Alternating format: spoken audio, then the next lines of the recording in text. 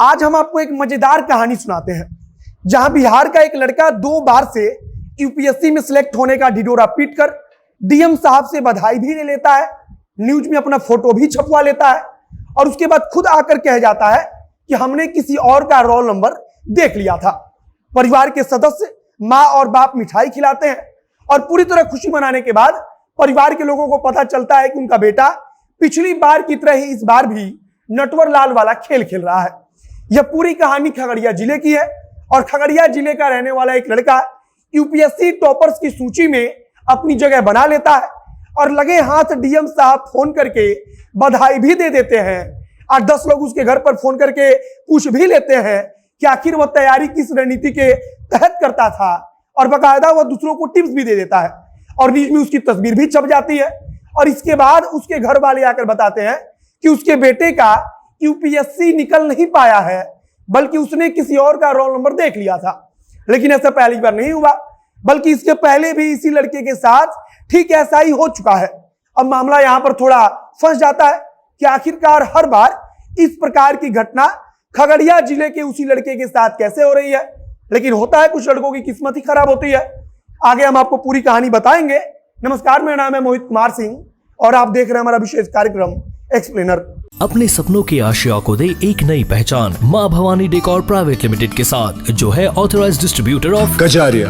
देश की मिट्टी से बनी टाइल से देश को बनाते हैं और जहां मिलती है सभी प्रकार के Indian and imported granite, marble, sanitary एवं कोटा स्टोन का अनोखा एवं आकर्षक संग्रह। माँ भवानी डेकोर प्राइवेट लिमिटेड मतलब a complete floor solutions. New 0 mile Dadar road, Muzaffarpur. Call 9934753111। Khagaria जिले के रहने वाला आशीष के बारे में अचानक गांव वालों को पता चलता है कि वह यूपीएससी टॉपर्स की सूची में है। और फिर इसके बाद क्या था, गांव भर के लोग बधाई देने पहुंचने लगे, रिश्तेदारों के यहां से फोन आने लगा और माँ बाप मिठाई खरीद कर खिलाने लगे, जैसा कि हर तरफ होता है। अगर किसी का भी बेटा यूपीएससी टॉप करता है तब गांव भर से बधाई आती है, विधायक जी पहुंचते हैं, डीएम साहब पहुंचते हैं और यहाँ आशीष के साथ भी वह सब कुछ होने लगा। अब आशीष के यूपीएससी टॉपर होने की खबर गांव वालों तक कैसे पहुंची, तो इसकी कहानी भी दिलचस्प है। आशीष की तरफ से इस बात की सूचना फेसबुक के माध्यम से अपने आसपास के लोगों तक पहुंचा दी गई। मतलब कि आशीष ने फेसबुक पर जाकर लिख दिया कि हमने यूपीएससी टॉप कर लिया है और यह खबर देखते ही देखते पूरे गांव में फैली, रिश्तेदारों के बीच फैली और फिर धीरे धीरे डीएम साहब तक पहुंच गई। और केवल आशीष ही नहीं, बल्कि आशीष के घर में रहने वाले अन्य लोगों की तरफ से भी फेसबुक और व्हाट्सएप के जरिए बताया गया कि आशीष ने यूपीएससी टॉपर्स की सूची में 85वां रैंक लाया है। अब मामला खुशी वाला था, तो आशीष के परिजनों ने बाकायदा मिठाई खरीदकर घर पहुंचने वाले लोगों को मिठाई खिलाया और आशीष को भी मिठाई खिलाया गया तथा इसकी एक तस्वीर भी सामने आ गई। लेकिन एक तरफ यह सब कुछ चल रहा था, तो दूसरी तरफ धीरे धीरे आशीष की सच्चाई भी सामने आने लगी थी। इधर खगड़िया के जिलाधिकारी को जब इस बात की जानकारी मिली, तब डीएम साहब को लगा कि वे लेट हो गए हैं, उनको अब तक आशीष को बधाई दे देनी थी और उन्होंने आनन फानन में देर रात को फोन करके आशीष को यूपीएससी निकालने की बधाई दी।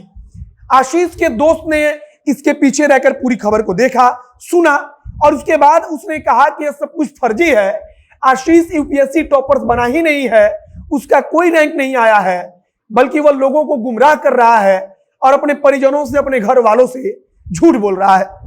जब आशीष के दोस्त ने यह बात बताई, तब परिजनों का शक बढ़ा और उसके बाद से जब छानबीन की गई, आशीष से पूछताछ की गई, तब परिजनों को पता चला कि आशीष ने गलत रोल नंबर देख लिया है।